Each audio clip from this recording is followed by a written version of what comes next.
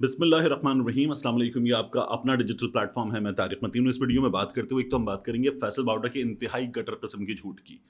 اس gutter جھوٹ میں Jio news نے فیصل واوڈا کا مکمل ساتھ دیا ہے، کیونکہ جیو نیوز کرتا یہی ہے عمران خان کے بارے میں جب بھی بات ہو رہی ہو تو ایک اس گٹر جھوٹ کی بات کریں گے. دو، آزاد کشمیر الیکشن کی حقیقت کیا ہے. یہ جو مسلم لیگ نون کہہ رہی ہے کہ جو نتیجہ آیا ہے وہ 2023 کے جنرل الیکشن کی تصویر ہے، حقیقت کیا ہے، مسلم لیگ نون کا پروپیگنڈا کیا ہے، یہ بھی میں آپ کے سامنے رکھوں گا. اور اس کے علاوہ جب آپ نیوز چینل جسے ملک ریاض نے خرید کے بند کر دیا تھا، آفتاب اقبال صاحب نے کچھ انویسٹرز کے ساتھ مل کے کھولا تھا، وہاں کام کرتے ہوئے سکندر سلطان راجہ صاحب کے تقرر کے موقع پر میں نے کہا تھا کہ نواز شریف کے انتہائی قریبی افسر رہنے والے آدمی کے قریبی رشتہ دار کو اس عہدے پر لگا کر غلطی کی گئی ہے. عمران خان صاحب نے بعد میں کہا کہ یہ غلطی جو ہے وہ اسٹیبلشمنٹ کے کہنے پر ہوئی، اور خان صاحب نے بہت سی غلطیاں سیکھیں جو اسٹیبلشمنٹ کے کہنے پر کیں، لیکن یہ غلطی جو ہے وہ اب مزید ہر گزرتے دن کے ساتھ ثابت ہو رہا ہے کہ مہنگی پڑ رہی ہے پاکستان تحریک انصاف کو. کیسے، یہ بھی میں ابھی آپ کے سامنے رکھوں گا. سب سے پہلے فیصل واوڈا کی بات. جیو نیوز پر جرگا میں سلیم خان صافی صاحب کے شو میں بات کرتے ہوئے فیصل واوڈا نے پہلے ایک ہی بات میں سب سے پہلے یہ کہا کہ اعظم سواتی کی جو اہلیہ ہیں وہ میری ماں کی جگہ ہیں. اب یہ ترتیب سنیے آپ کہ میری ماں کی جگہ ہیں جو آدمی کہہ رہا ہے. اس کے بعد وہ کہتا ہے کہ پھر سپریم کورٹ نے تردید کی نا کہ وہ وہاں نہیں رہ رہے تھے. پھر اس کے بعد بلوچستان ہائی کورٹ نے تردید کی ہے. پھر وہ کہتا ہے کہ یہ ویڈیو اعظم سواتی نے خود بنائی ہے.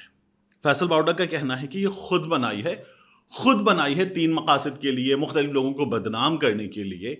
اور فیصل واوڈا جو ہے یہ تمام باتیں کر کے وہ کہتا ہے کہ اپنی فیملی کو اعظم سواتی نے پاکستان سے باہر بھیج دیا، اصل ویڈیو ان کے پاس ہے. اب جیو نیوز جب اس کی خبر لگاتا ہے تو جیو نیوز کہتا ہے سپریم کورٹ تردید کر چکی ہے. یہ جیو نیوز خبر لگاتا ہے کہ فیصل واوڈا نے کہا سپریم کورٹ تردید کر چکی. اسی لیے میں نے جو سپریم کورٹ میں رپورٹرز ایسوسی ایشن کے ہیڈ ہیں محسن اعجاز، ان سے ٹویٹر پہ ہی پوچھا کہ کیا یہ تردید ہوئی ہے. تو محسن اعجاز نے کہا کہ طارق بھائی یہ تو جھوٹ بول رہا ہے. عدالت میں خود اپنے بیان حلفی میں یہ کہہ چکا ہے کہ میں نے جھوٹ بولا تھا. تو ایک تو یہ عدالت کو لکھ کر دے چکا ہے کہ میں جھوٹا ہوں. 2، اس کی رکنیت جو گئی یہ 5 سال کی نااہلی ہوئی ہے، تو انہوں نے کہا ایک تو یہ خود عدالت کو لکھ کر دے چکا ہے میں جھوٹا ہوں. دوسرا، آپ ذرا غور کیجئے کہ یہ آدمی کیا کہہ رہا ہے، میری ماں کی جگہ ہیں، پھر کہہ رہا ہے کہ اعظم سواتی نے یہ ویڈیو خود بنائی ہے. یہ فیصل واوڈا کا کہنا ہے اس خاتون کے بارے میں جسے وہ اپنی ماں قرار دے رہا ہے. اب آپ اس سے آگے خود اس شخص کے گٹر ہونے کا اندازہ لگا لیں کہ یہ بات کیا کر رہا ہے. اور اس کے بعد جس طرح کی گفتگو ہے اس میں، آپ کو حیرانی ہوتی ہے جان کر کہ یہ کر کیا رہے ہیں. اب یہ جو بات ہے نا سپریم کورٹ کی تردید اور بلوچستان ہائی کورٹ کی تردید، یہ بھی جھوٹ ہے. سپریم کورٹ نے اس بات کی تردید نہیں کی کہ اعظم سواتی کی ویڈیو بنی ہے یا نہیں بنی. سپریم کورٹ نے اعظم سواتی کی ویڈیو کو فیک قرار دینے کا، اوریجنل قرار دینے کا فیصلہ بھی نہیں کیا ہے. سپریم کورٹ نے یہ کہا ہے کہ اعظم سواتی یہ کہہ رہے ہیں کہ وہ ججز لاجز میں ٹھہرے تھے. ان کا یہ کہنا ہے کہ ہمارے پاس وہ لاجز ہیں لیکن وہ رجسٹرار سپریم کورٹ کی نگرانی میں ہیں، وہاں کوئی ٹھہرے ایسا ہو نہیں سکتا. اعظم سواتی وہاں نہیں ٹھہرے تھے، ہم نے اسپیشل برانچ سے پتہ کروایا. یہ کوئٹہ کی جو بلوچستان ہائی کورٹ ہے وہاں عدالت کی ایک عمارت میں اکیڈمی میں وہاں پر ٹھہرے تھے. انہوں نے کہا کہ جی ہمارے پاس بندوں کو ٹھہرانے کا بندوبست نہیں ہے. یہ تردید تھی. ویڈیو پہ تردید نہ سپریم کورٹ سے آئی ہے نہ بلوچستان ہائی کورٹ سے آئی ہے. جیو نیوز نے فیصل واوڈا کا بیان اٹھایا، اس میں سے ایک لائن چینج کی اور چینج کر کے کہا کیا سپریم کورٹ بھی تردید کر چکی ہے. آپ کسی شخص کی عزت کا معاملہ، ایک بزرگ کی، ایک پارلیمنٹیرین کی، ایک سیاستدان کی عزت کا معاملہ اٹھا کے جو اپنے آنسو پوری دنیا کو دکھا چکا، اس کی بزرگ اہلیہ کی عزت کا معاملہ اٹھا کے اس طرح دھڑلے سے جھوٹ بولتے ہیں، بے شرمی کی انتہا ہے. اور پھر اس کو پھیلا رہے ہیں بیٹھ کے. یعنی ایک شخص نے آپ کے پروگرام میں بات کر دی، آپ اس سے کاؤنٹر آرگیومنٹ نہیں کر رہے کیونکہ وہ عمران خان کے خلاف بول رہا ہے.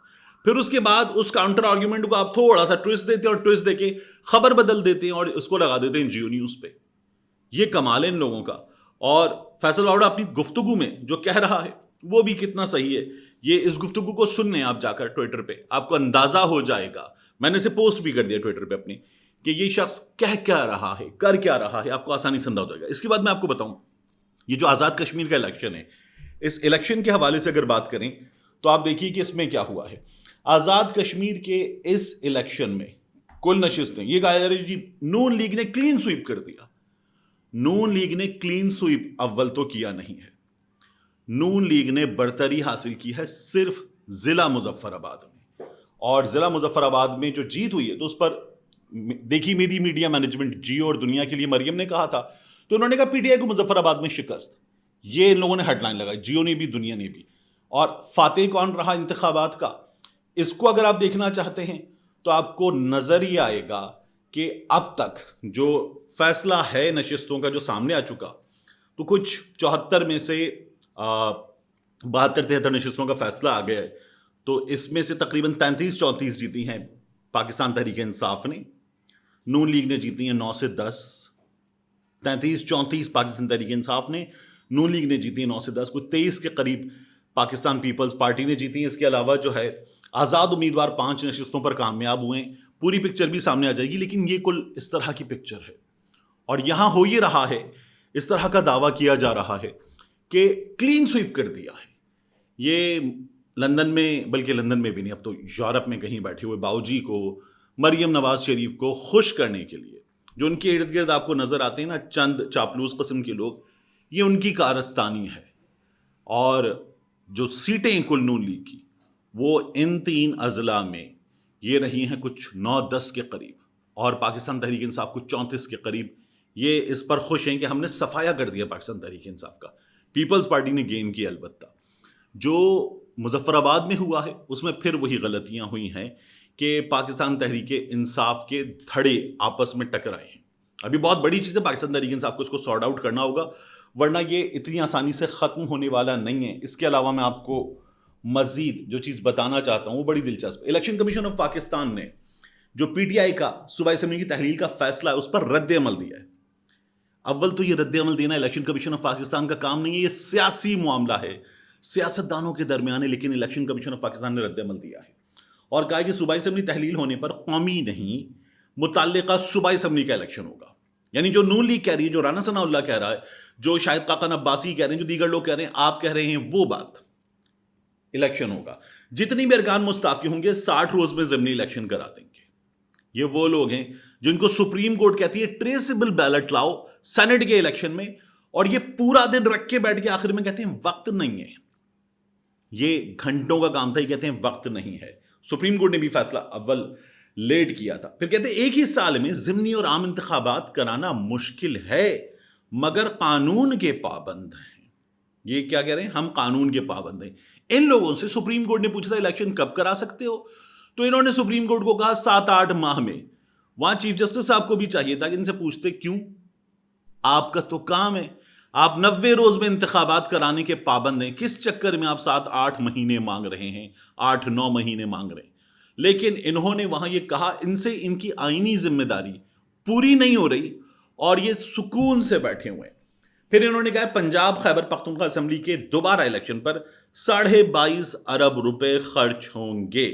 اب یہ الیکشن کمشنر ہمیں بتا رہے ہیں کہ 22.5 ارب روپے خرچ ہوں گے, اور اس کے بعد یہ الیکشن بھی کروا دیں گے. یہ وہ لوگ ہیں جو عمران خان 8 سیٹوں سے 9 سیٹوں سے لڑے گا تو ان کو اخراجات یاد آ جاتے ہیں.